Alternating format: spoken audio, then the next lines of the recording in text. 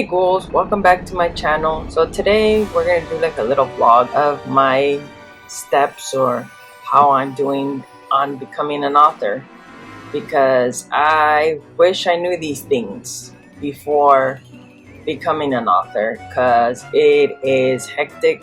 I don't know what I'm doing. I don't know where to start. All I know is that these are things I wish I knew before becoming an author, because it would have made things much easier and less stressful. All I know is that I've had a bunch of ideas written in notebooks. Like, let me show you ghouls, all the notebooks I've had. I have them all over the place. I've had this one filled up with like ideas inside, and I decided to put together all my imagination ideas together into a story that involved my children. So I have this notebook filled with things, and then where's my okay, I have this notebook filled with stuff in this too, bookmarks and everything of my ideas. And then I would like doodle stuff. Hold on, let me show you guys the rest. I'm not done. In this notebook I always doodled like little drawings, ideas of things that I didn't know how to describe. I would put them in my drawing book, not knowing what else to do. And then I had all these papers filled with ideas. So I was all over the place with notebooks and papers. And I said, you know what? Let me just put all of that into all my imagination, all my ideas into a book. When I started researching how to write a book or how to become an author, it just felt very overwhelming and I didn't know what to do with myself. And basically the first step that I wish someone told me is like not to stress about it. If you come up with an idea to write a book or a story of any sort, go with the flow and just write the story. Don't overthink it. Let your imagination flow. And first is just finish the story. I just went ahead and finished my story. I just let it flow, didn't overthink it of how many pages it should be. To me, I'm a visual learner, so I process my ideas faster when I'm drawing. Like, what do you do after you finish writing your story? Hey, I wrote this, what do I do from there? And so basically these are some of the things I found out what to do as you're becoming an author. Is basically fiction books have to be certain amount of pages long, which I didn't know. Like, everything is very particular. Like, the fonts have to be a certain way, no double spacing, and then your rough draft is called a manuscript, which I didn't know that. I thought, you could just find someone or a place to help you edit. I looked everywhere and none of that was in my price range. To actually have someone edit your book thoroughly costs thousands of dollars, what I found, because these are my experiences, and it was just not in my budget at all. So if you have family members that love to read or friends, that is a plus, because that's what I looked for. I'm thankful that I had family and friends to help me edit and give me ideas on how to like rearrange my story. I'm the kind of artist that if I keep looking at my work, I'm gonna keep nitpicking at it. So I had to like just walk away and have family and friends just help me edit the book, rearrange it. And then another thing that helped me was Grammarly. Grammarly helped me a lot with my grammar, because I tend to just have run-on sentences, and Grammarly helped me on that. And then once I found that out, I had to look into, okay, what is the format? What do you do next? Like, you have a story, what do you do next? I don't know. Many people surprisingly don't know, and I didn't even know what is the process of becoming an author, because we all know that like, you have to have a publicist or a publishing company.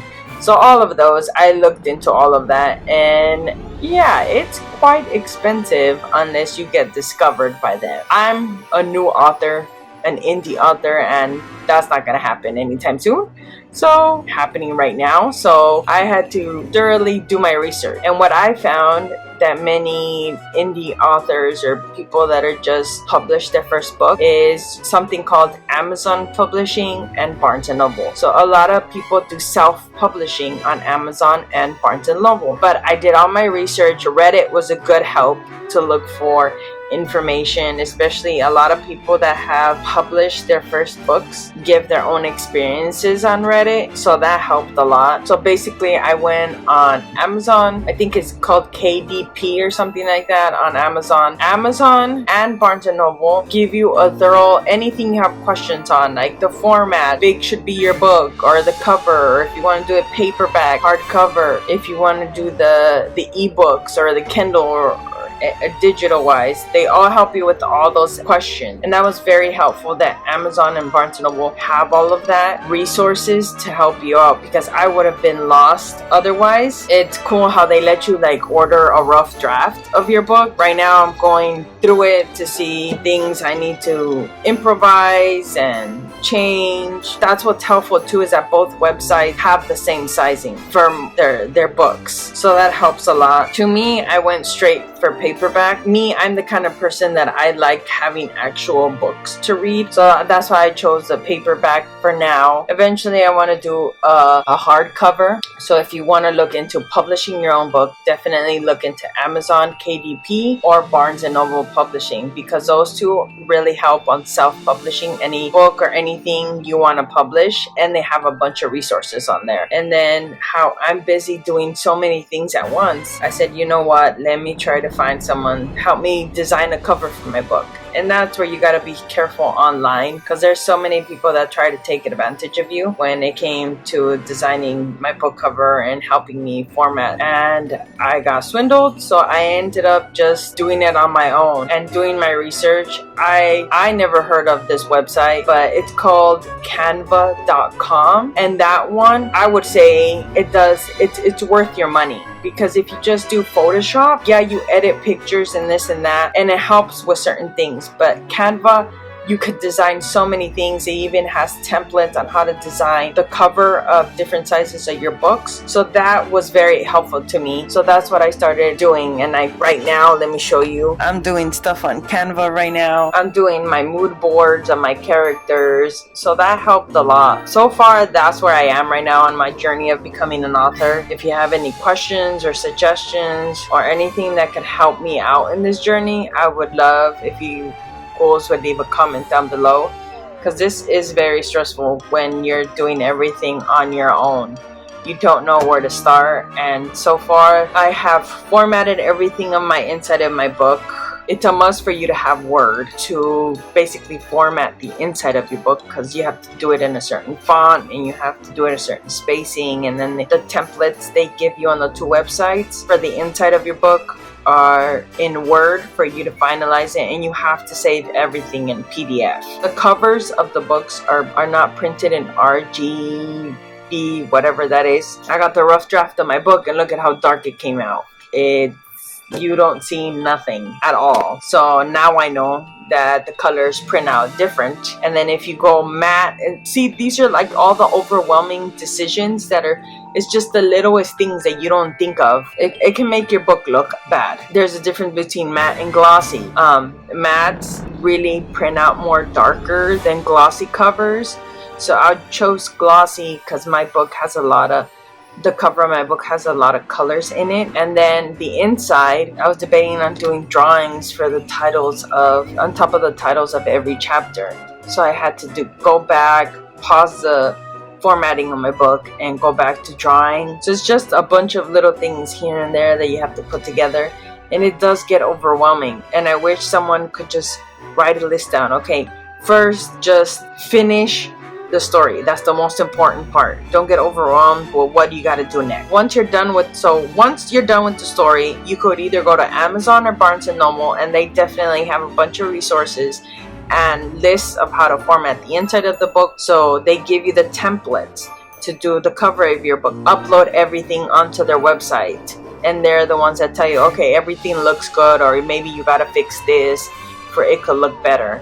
And then the inside, I didn't realize that when I got my first rough draft, the inside was coming out very pale, like if they were running out of ink. So I had to reformat the inside, not knowing that you have to make the text inside true black. Otherwise, it's going to come out with like a grayscale and it won't look right. Oh, and then another thing I didn't know you have to get for your book, because like these barcode thingies and little numbers that come below it, you have to buy something that is called an ISBN number. And it's either you could buy it on your own, or Amazon and Barnes and Noble, they could give you one for free. So that was a plus, because buying an ISBN number is like 100 something. I didn't know. Afterwards I found out that like you have to buy a new ISBN number for every type of format of your book. So your paperback would have one number, your hardcover would have another number, and then your digital version would have another number. So that's a lot of ISBN numbers that you would have to buy, and they're not cheap. They're all in the hundreds.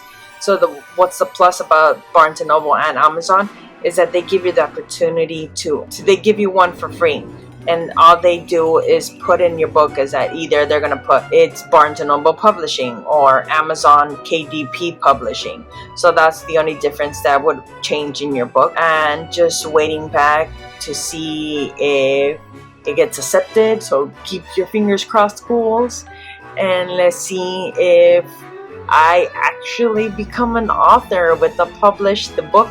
And I'm nervous because the next step is, I feel like it's the more hectic one. I feel like now that I've done with the formatting and the little things here and there with the book, I feel like the hardest part is marketing. And I've looked into that, how much they charge you for marketing. That's a lot. I feel like the marketing part is the most hectic part of all, to come up with things on what to post on social media or how to advertise your book, because I don't even know where to start from. And that's where I need help right now, because I got the book going, but now I'm stuck on where to go with the marketing.